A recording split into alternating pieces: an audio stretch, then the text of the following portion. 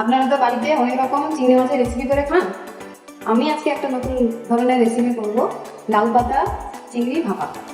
আপনারা বাড়িতে ট্রাই করে দেখবেন, এতে খুবই সুস্বাদু হয়।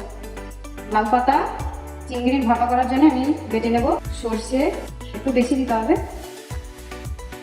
পোস্ত দিলাম টেস্ট হওয়ার জন্য।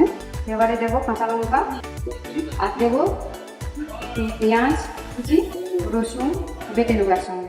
বেটে নেবো এটা।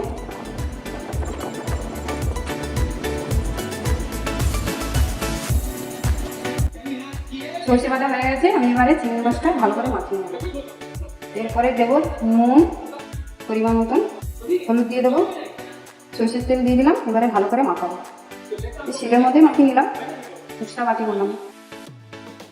এবারে পাতার মধ্যে চিংড়ি মাছটা দিয়ে দেবো।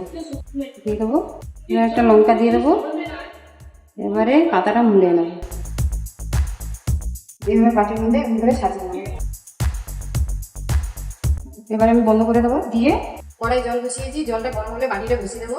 তারপরে এটা হতে 10-15 মিনিট লাগবে। চিংড়ি মাছের ভাপাটা হয়ে গেছে, এবার খুলে দেখবো। এবারে খুলে একটা দেখি, দারুণ হয়েছে। গরম ভাতের সাথে চিংড়ি মাছটা মাখি, আহা হেবি সুন্দর খেতে লাগছে, একেবারে দুর্দান্ত লাগছে। রেসিপি যদি ভালো লেগে থাকে তাহলে অবশ্যই চ্যানেলটাকে সাবস্ক্রাইব করুন পরবর্তী আরও এরকম রান্না শেখার জন্য।